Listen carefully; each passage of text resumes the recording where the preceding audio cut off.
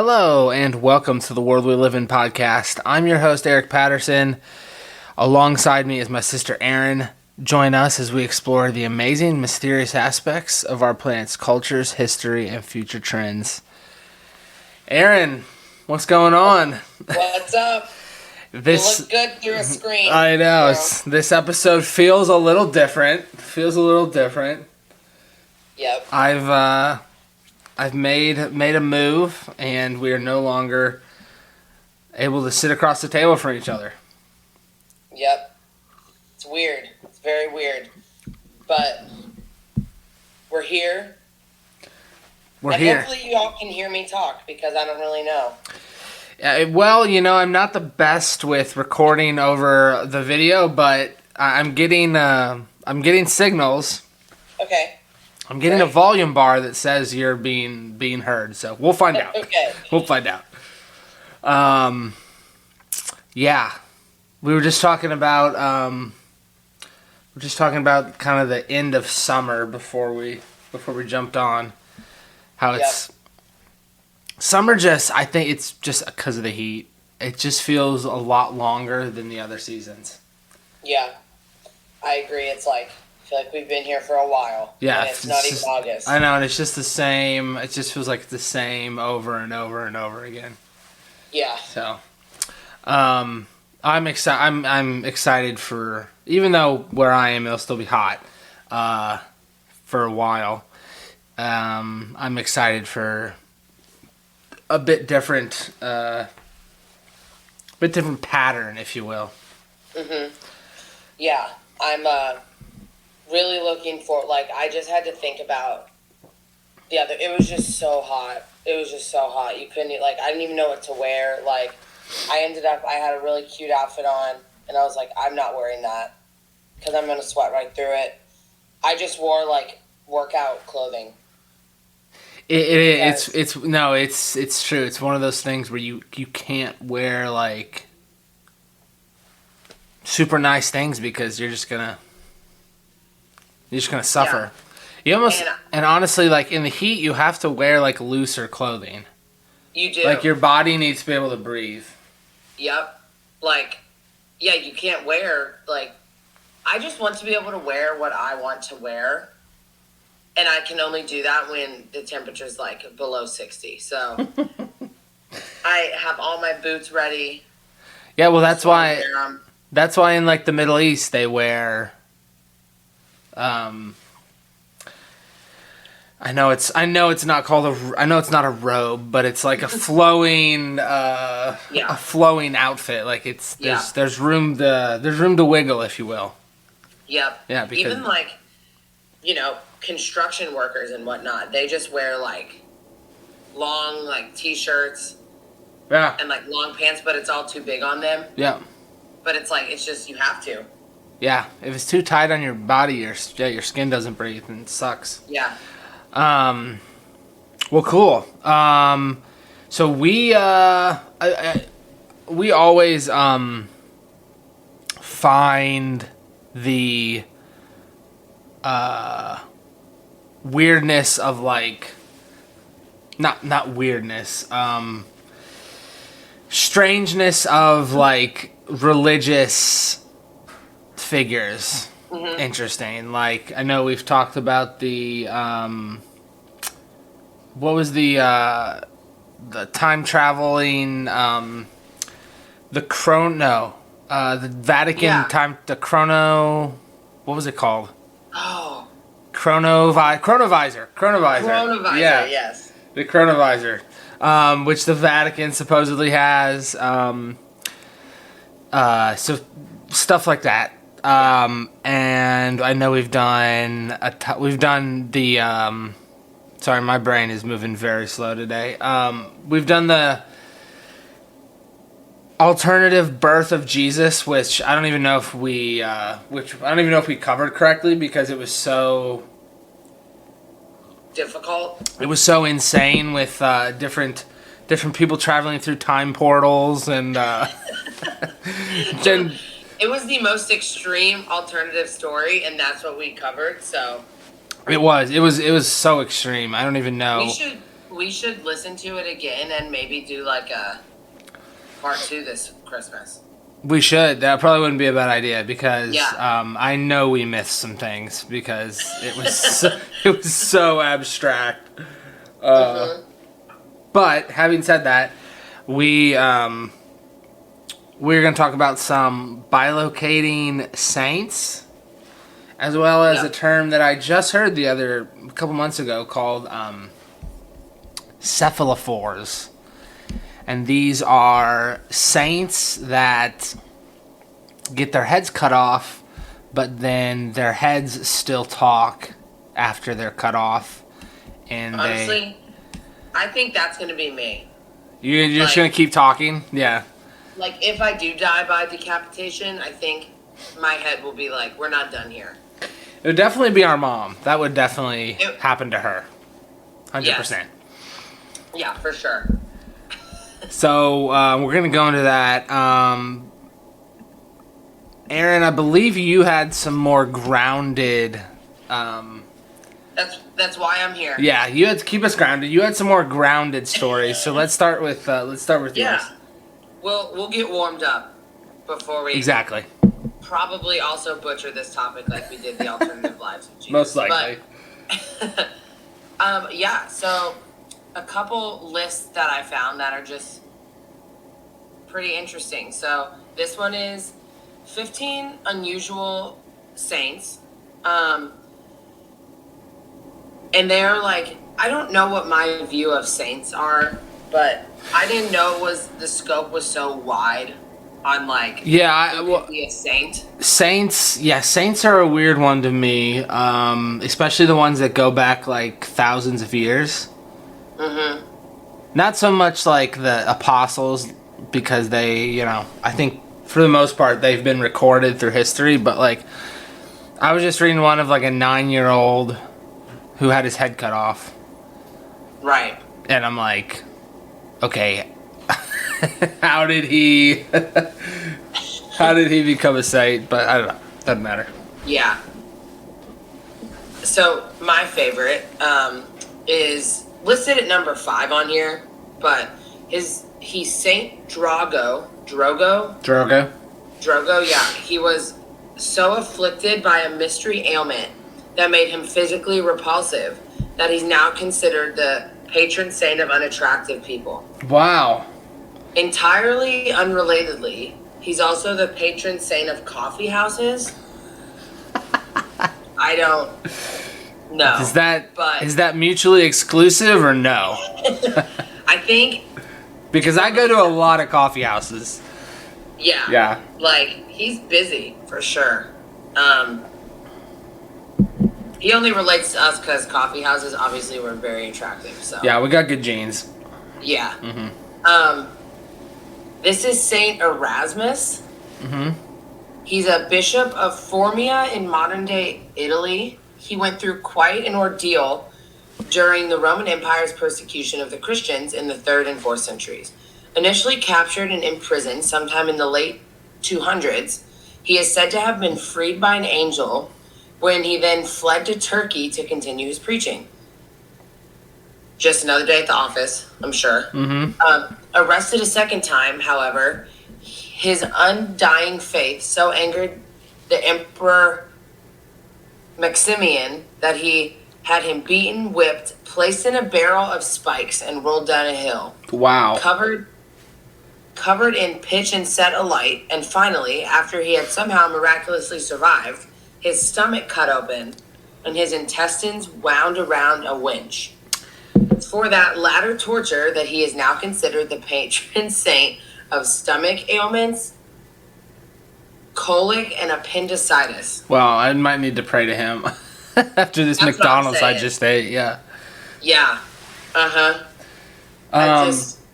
Could you imagine the anger though of if you're that Roman torturing this guy and he doesn't die? Like, could you imagine the anger of like that not working? Right. That's what I'm saying. Also, like, when Jesus was like on the cross and they were like, "We're done. We got him." Yeah. I feel like it's the same reaction. It is. Like, It got to be a bit of frustration there. You know. I mean, in their eyes, they were the same. Like, they were just, people they were crucifying. That's true. They didn't. So. Yeah, they didn't know the difference, but at the same time. Yeah. So this is Saint Rita. Comes in at 13. Despite wanting to be a nun, Saint Rita's parents forced her to marry when she was 12. Through her husband, she became embroiled in a bitter feud between two local families. The feud eventually led to her husband's murder and the deaths of both her sons. Because of her lifetime of disappointments, difficulty, and setbacks, she's now considered the patron saint of the impossible. Wow. It sounded like Romeo and Juliet there for a second. I know, it really did. Oh, this is a weird one too. Saint Januarius. Okay. A vial of blood belonging to Saint Januarius, a 3rd century bishop of Naples, was saved after his death in 305. The blood is the subject of a long-standing miracle that claims, despite its age, that it liquefies on 3 dates in the year: September 19th, December 16th, and the Saturday before the first Sunday in May. What? For that reason, Januarius is the patron saint of blood banks. This is what I'm talking about with the and with the randomness of sainthood, like how. I know. How? And where is this vial of blood? Is this also in the Vatican archives? We just have to trust them. There was a link in here. I mean, damn. Page does not exist anymore. Well, maybe the vial classic. is gone. Hold on. Let's see if we. Everything you should know about the liquefaction of Saint Januarius' blood. The blood is kept in 2 glass ampules in the chapel of the treasury of the Naples Cathedral. Okay. The church believes it's a miracle that, the blood turns to liquid. Yep. I mean... The liquefaction can take days, but sometimes it doesn't happen at all. I love that they were like, for the 3rd date, they were like, we don't know the day. Yeah, it's just the 3rd Saturday. Oh my god. Just to find some, like, rhyme or reason to it. Yeah, I don't know. Yeah. Yeah, they even have dates in here when the blood did not amplify or liquefy. Damn. Oh, well, go ahead. I was gonna say in the other list of the 15 like crazy Catholic miracles, that his liquefying blood is one of them. Oh, really? Yeah, it says,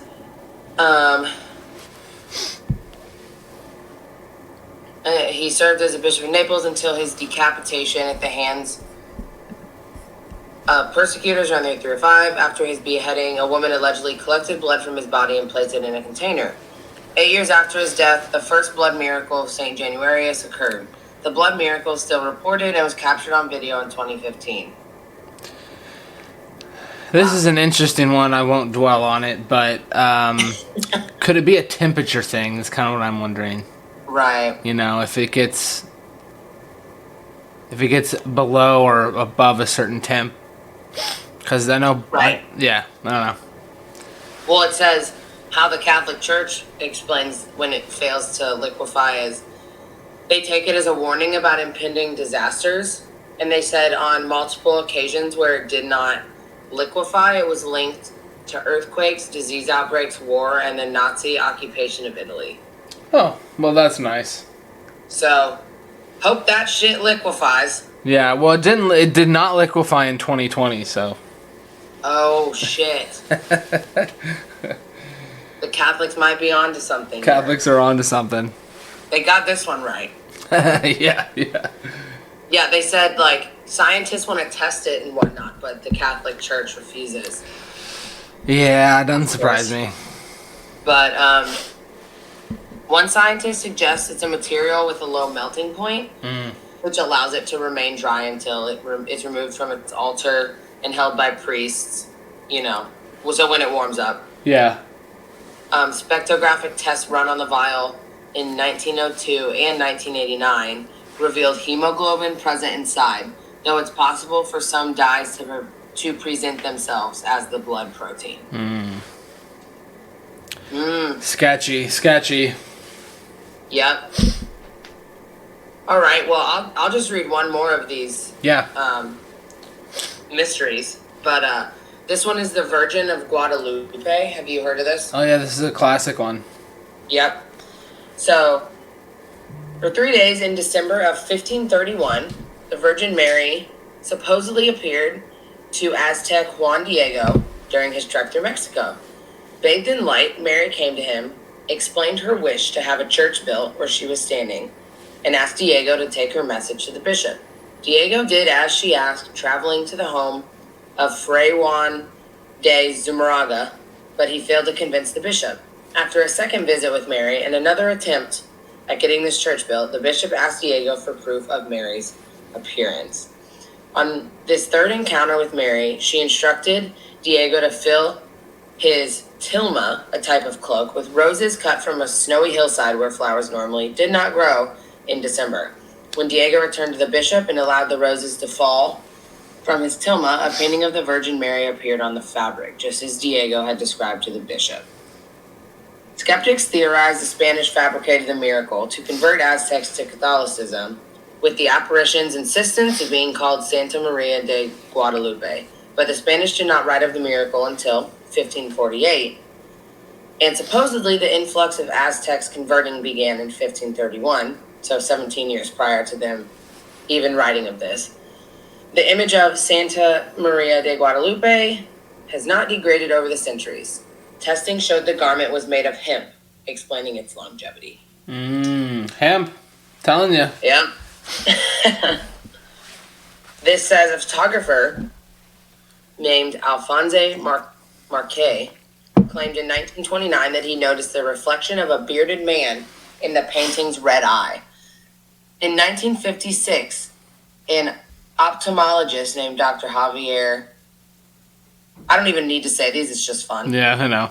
And I do not know how to say that last name, but Dr. Javier also believed there was a reflection of the painted eyes of Mary. Ooh. Peruvian engineer spent 20 years attempting to unlock the truth about this representation of the bearded man, claiming the supposed image has not been painted by human hand. Wow. Okay. Interesting. It's like the Shroud of Turin. Yeah. Yeah. Mm-hmm. Everybody keeps going back and forth on it. Yeah. It's like maybe we just let it be. Let it be, exactly. Because that's why they call it belief. Yep. Those are good. Those are good. Is there anything else you wanted to do?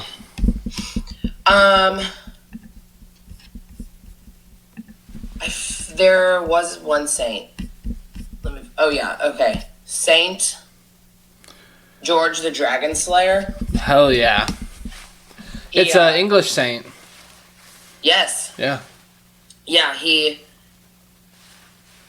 basically, he was just like, ended up being, it said that like the stories are vague and there's conflicting accounts, but I think we've addressed that all of these stories are incredibly vague. But he ended up confronting the emperor that persecuted him, and that apparently went really bad. But it was basically how his faith like never budged, and he had like a very lengthy time suffering. But after his death, it said that he had actually slain a mighty dragon, and that a lot of people think the show The Witcher is based off of this account. Oh, this really? Story. Yeah. Interesting. Guess there's a lot of similarities, but just clear. The Witcher was a game before it was. It was a game. Yeah, it was. Originally, it was a video game. Yeah. So, I guess game based on, I don't know. Would make sense though, because he is a monster hunter. Yeah. Yeah, interesting. Well, they say St. Patrick, obviously St. Patrick's Day, is actually just the Romans going into Britain and killing all of the pagans. Right. Because the story of St. Patrick is he banished snakes from Ireland. Right. But in reality, most likely, it's that they killed all the pagans. Yeah. It's a damper on that day, but... Yeah, definitely. Especially over here. But there are two sides to every story, so... Yep. Cool. Those are all good ones. Honestly, most of them I didn't know, except for the last two. Yeah. So that's sweet. Okay, so I'm gonna do some bilocation stories, and then a couple of these cephalophore stories. So first off, starting out with the big one, Padre Pio. So Padre Pio was a Italian priest who was famous for his many different psychic gifts, bilocation. Padre Pio spent most of his life as an ordained priest in San Giovanni Rotondo in Italy. He never left that location during the last decades of his life. Witnesses reported seeing him in other places all over the world, though. He spent hours every day praying and meditating. He helped start many prayer groups across the world and said of meditation, "Through the study of books, one sees God. By meditation, one finds him." So, a very monastic figure, if you will, like very rigid in his... Almost sounds like stories you would hear of like Tibetan monks, like praying for hours on end. So, the most famous of these bilocation stories are during the bombings in World War II over Italy in 1943 and 1944. Allied bombers from several different missions returned to their bases without dropping the bombs they had planned to drop, because they reported that a man matching Padre Pio's description appeared in the air outside of their planes, right in front of their guns. The bearded priest waved his hands and arms frantically in gestures to stop, while looking at them with eyes that seemed to be lit with flames of fire. American and British pilots and crew members from different squadrons swapped stories about their experiences with Padre Pio. So, crazy. Wow. And no bombs were dropped on the area of San Giovanni Rotondo. So yeah, that's a famous one, and there's actually a movie coming out with Shia LaBeouf plays Padre Pio. Oh wow! But yeah, so there's that. Okay,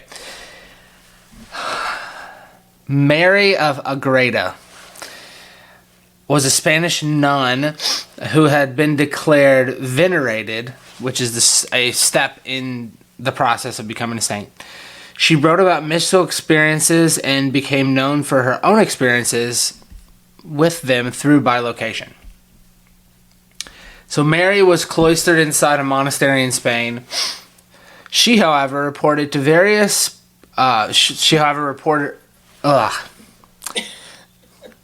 Moving too fast. You got it. I'm moving too fast. Brain's moving too fast. The mouth is moving too slow. She appeared on various occasions to people in the Spanish colonies in the area that would now become the U.S.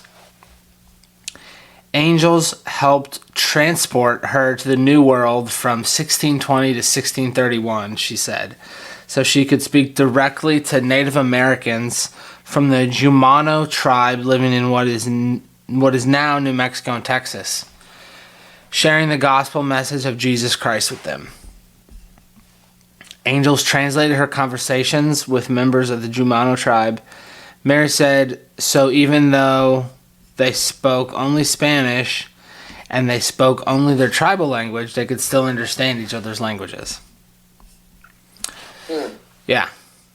Some of the Jumano people contacted priests in the area saying that there was a lady dressed in blue that had urged them to ask the priest questions about faith.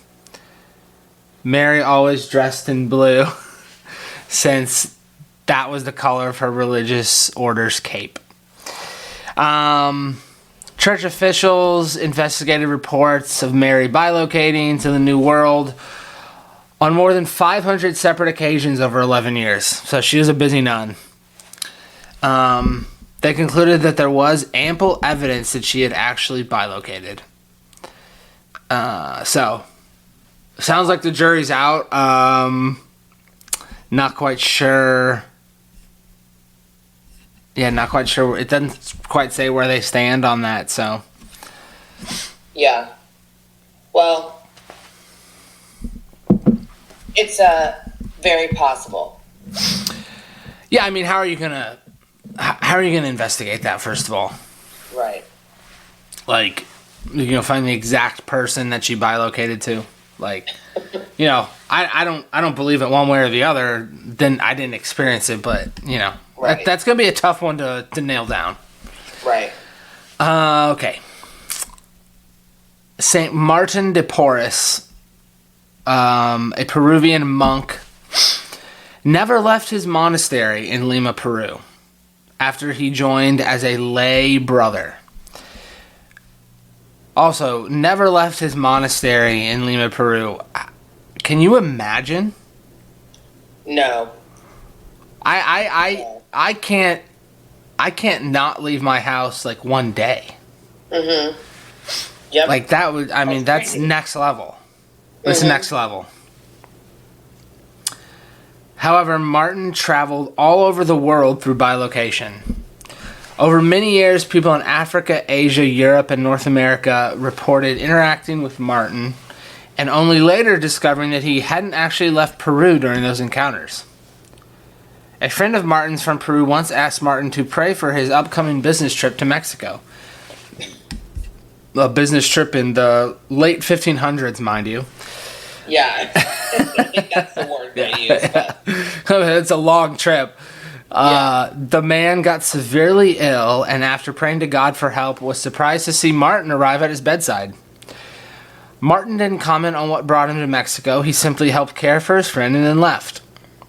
After his friend recovered, he tried to find where Martin was staying in Mexico, but couldn't, and then discovered that he had not left Peru the whole time. Wow. Yeah. Another incident involved Martin visiting the Barbary Coast in North Africa to encourage and help care for prisoners there. When one of the men who had seen Martin there later met Martin at his monastery in Peru, he thanked him for his work in the African prisons and learned that Martin had never left Peru. Jeez. Can you imagine the shock? Like, you're a prisoner slave in North Africa, and then you find the guy that helped you. Mm-hmm. only for him to tell you that he never actually left. So he doesn't even know. When they bilocate, they don't even know that they're somewhere else either. Like, that's a good question. They don't say. Yeah, they don't say. Like, so, they're not aware that they have, like, gone to a different location. Well, I don't know. It sounds like it did, because that woman was, like, communicating with the tribes members. So, and there's always, like, an agenda. Like, they always want to. Mm-hmm. So, I think. Okay. It could be, like, an out-of-body thing, too. Like. Right. People claim that they're able to project out of their body while they're sleeping or whatever. Uh-huh. So it might be that as well. I watched a really bizarre show on Netflix. It was like a psychological thriller. I cannot remember what it was called, but it had a big part of it was when these people would like fall asleep, they would leave their body and go somewhere else. Yeah, that's exactly what I'm talking about. Yep. Yeah, so yeah, I don't know. That was freaky though, because there's like people really think they can do that. Yeah, I know. And like have legit stories of it. I'm like, nope. Yeah, I'm good. I have a hard enough time sleeping, so just let me sleep. My dreams are weird enough. Yeah. Okay, last one here. This is Saint Lindwine of Schiedam. She lived in the Netherlands, where she fell after ice skating one day at the age of 15, and was so severely injured that she became bedridden. That must have been a savage fall. Yeah. Lindwine, who also showed the symptoms of multiple sclerosis before that disease, was identified by doctors, serve as a patron saint of people suffering from chronic illness. Okay. But Lindwine didn't let her physical challenge limit her from what her soul wanted to do. Mm-hmm.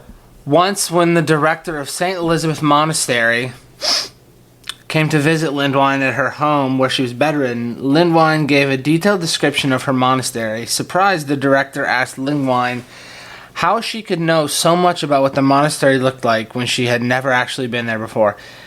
Lindwine replied that she had in fact been there many times. She was traveling to other locations through ecstatic trances.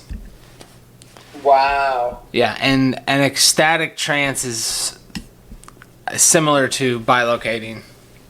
So, yeah. Okay. Pretty interesting. Again, great stories. Obviously, it's very metaphysical. Like you have to you have to let your mind go to a different place to even begin to think about what could actually be happening. So, yeah, it's out of our physical reality, basically.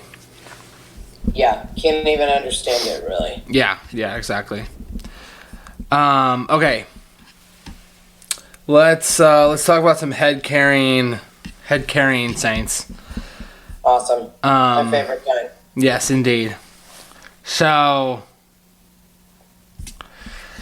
initially, this article talks about Justice. So Saint Justice was 9 years old when his head was cut off for being a Christian in 3rd century France.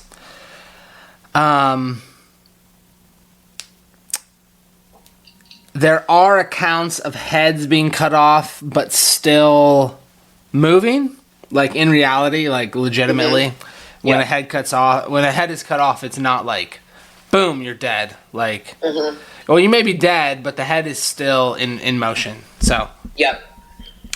But Justice took it a step further. Justice's body picked up his head, which spoke a few words of prayer, freaked out the soldiers who had killed him, and they fled. And then Justice's father apparently found his son's body in this state, sitting with his head in his lap.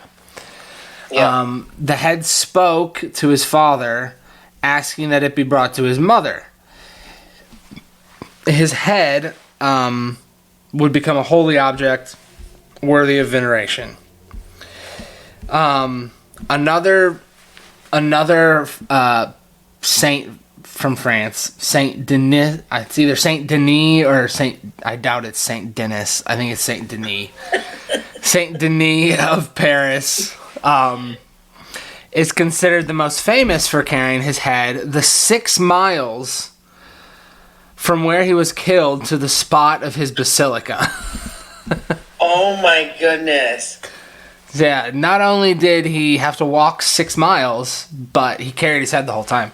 Which I guess makes sense because you got to see where you're going. So, I mean, yeah. 6 miles though? 6 miles, yep. And apparently his head preached the entire way. Just giving a full-fledged sermon for 6 miles. That is unreal. Yeah. So oh my gosh. that's a great one. There's also I think it's Ganes de Lahara, who threw his own head in the Rhone, and Winifred of Wales, whose head rolled down a hill and was later reattached to her body.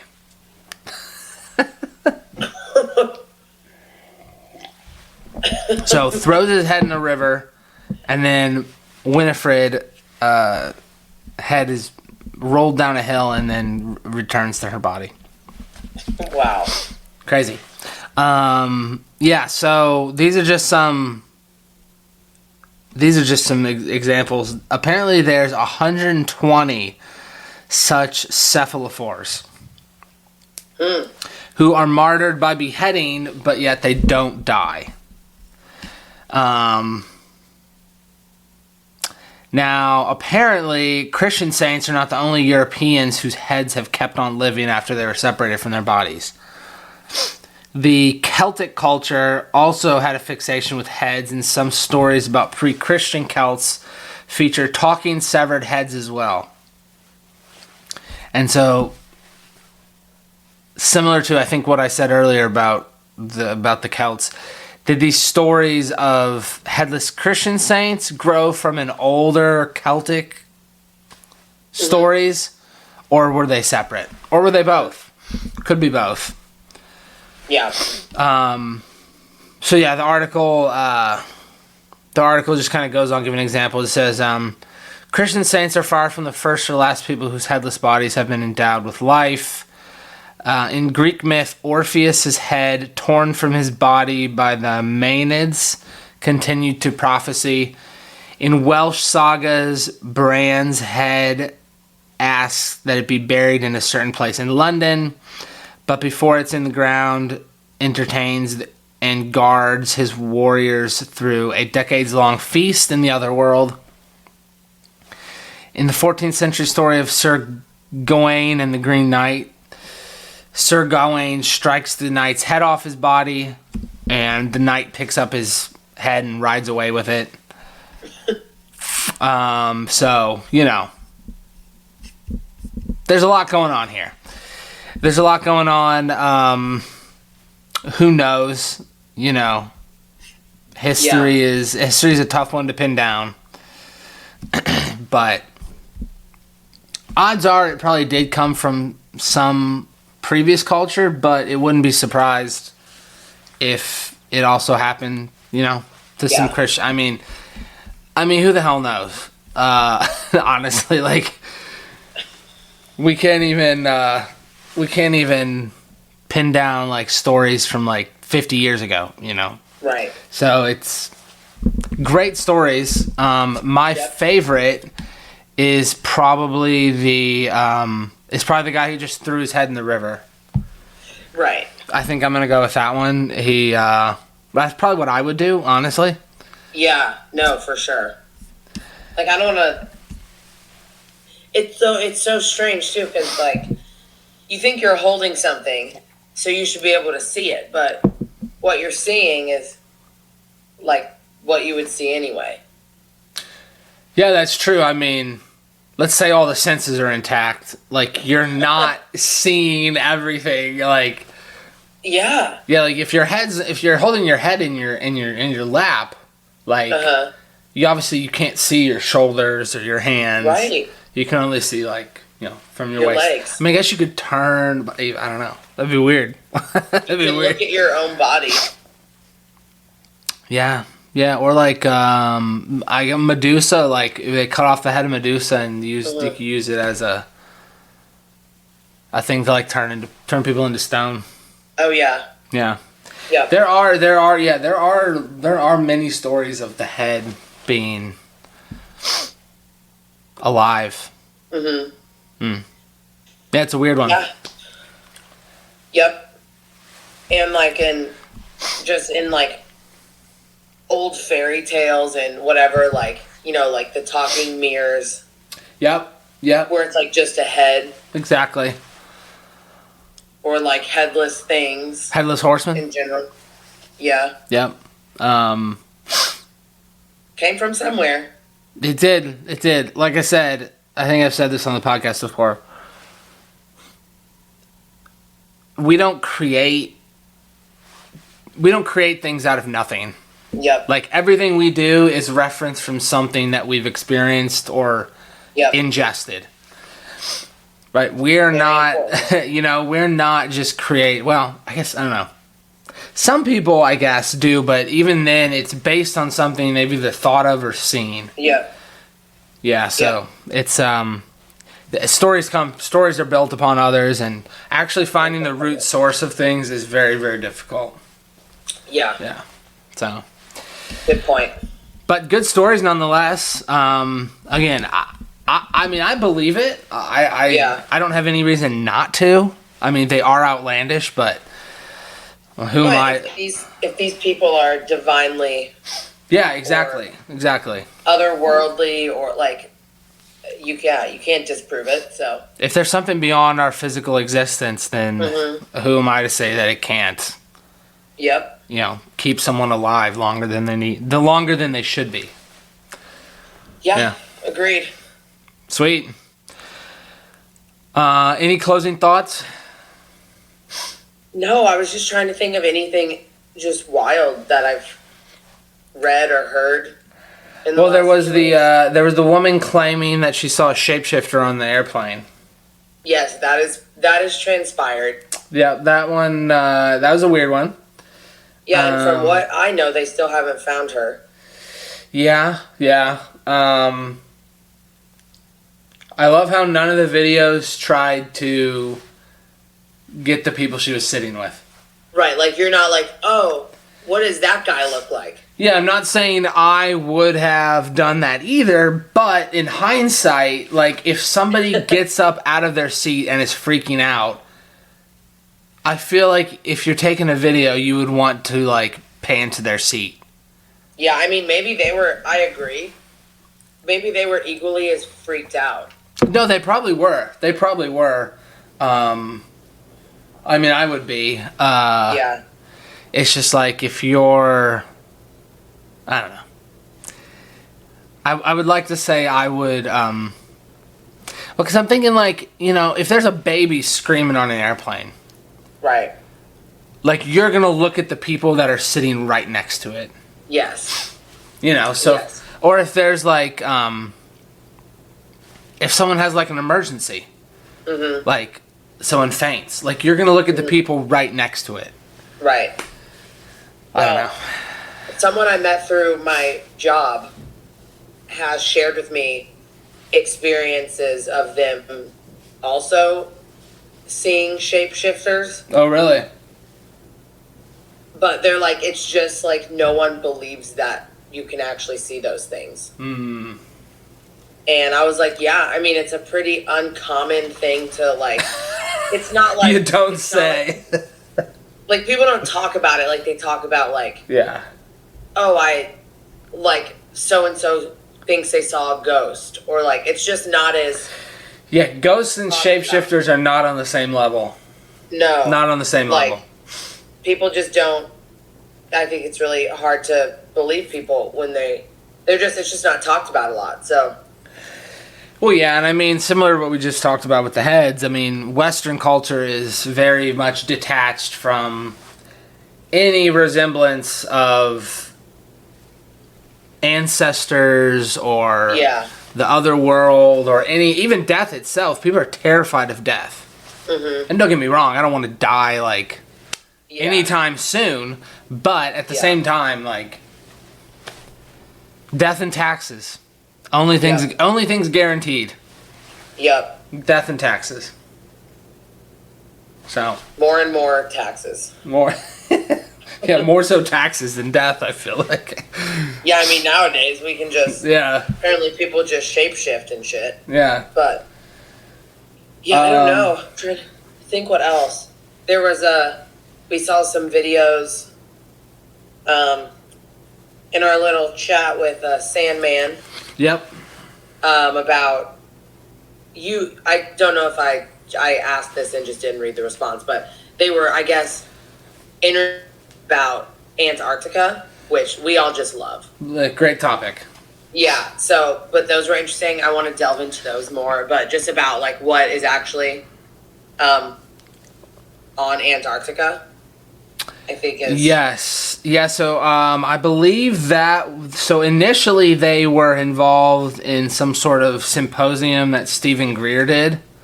Oh, okay. Dr. Stephen Greer. And then from that, this guy, Sean Ryan, who's an ex-Navy SEAL... has a really long-form podcast. He had these guys on. I almost said shapeshifter. These whistleblowers. And yeah, not shapeshifters, no. That would be pretty cool, but no. Yeah, so he had, I don't know if pretty cool is the term, but he had these whistleblowers on, and one was talking about this technology. He was claiming that they have in Antarctica that allows them to communicate instantaneously over light years. Because he was talking about some type of quantum entanglement. Yeah. So it's, again, very scientific, but basically it's like the electrons are linked. So if there's an electron with me, and you're in some galaxy 800 million light years away, I can communicate with you because those electrons are paired. Even though the time is not even... Even though the time... Yeah.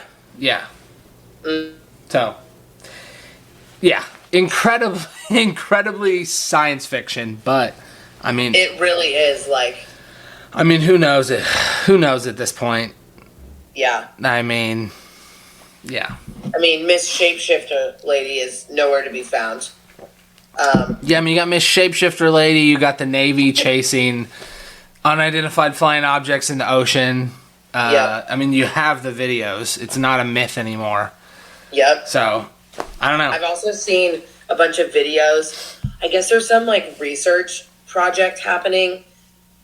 I don't know, like, I don't think it's a government organization. Like, I think it's an independent research company, but they're in the ocean, like off the coast of like California and Mexico. Okay. And they're finding like these insane creatures that like have just never been found. And that's probably not surprising because we don't know a lot about the ocean as of now, but like, and they're getting I think it's real. I don't know, but there's these videos of these like massive jellyfish, really, these like massive like stingray things. Holy shit! Like that just live really, really deep down. Yep. And just whenever like light from whatever they send down there is like shown on it, they like light up in like a bunch of different colors. Wow. It's like really freaky, but that's also like a real life, but seems like science fiction type thing. Damn. That's nuts. Find the name of the research project. But yeah. And the people like are seeing these things for the first time too, who are like talking back and forth to each other. Yeah, for the first people ever to see that.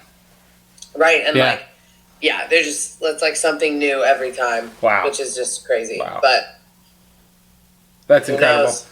Yeah, it's almost like we're living in a video game that you just like there's like new things to find. Yep, they just keep adding more. Yeah, it's just like they keep adding more, and it's like, oh, we're gonna go 12,000 feet in the ocean and go find something new. It's like, but now you gotta search like super far now. You can't just like sail across the ocean and it's a whole new land. You know? Yeah. The comments were everywhere from like, okay, well, you're not going to tell me aliens are fake now. Like, that's an alien. Like, with the jellyfish. Yeah. And then it was like, look what God created. And then it was the difference. Isn't even real. Yeah. Like, it's just very funny. That is funny, man. I'll have to look that up. Okay, nice. Yeah, those are some good points. But, yeah, anything else? That's all from me. I'm gonna go throw my head in this pond that's right across the street. So. Oh, are you? Yeah, I'm gonna go do that and see what happens. Okay. Yeah. But other than that, yeah, I wish I could say I'll report back, but that's might be impossible. Yeah. Yeah. Yeah. Well, until I come to your new city. Yes. This will be the form we're doing it. Yep. Honestly, it's pretty even. I mean it's pretty even, like, as far as sound as well. So hopefully the sound worked out. Yeah. It's just one big experiment, everybody. I mean, really is. Yeah. Yeah. We're just out here playing a video game, really. Yeah. We're just NPCs out here. Yeah. Yeah. Okay. Cool. Well, thank you all for listening. You can find us on Twitter at World We Live Pod. Follow us on Facebook at World We Live In Podcast. YouTube, we're at World We Live In Podcast. You can listen on Apple Podcasts, Google Play as well. Go check out my buddy Sandman at Parareality. Parareality on Google Podcasts and I think Apple as well. But I know he's on Google. Yes.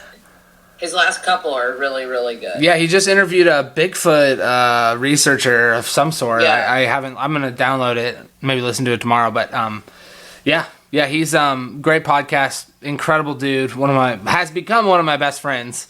And so yeah, go check him out, give him a follow. But until then, keep your head on your shoulders and. And eyes up, head on your shoulders, and me and Erin will chat with you next time. Take it easy.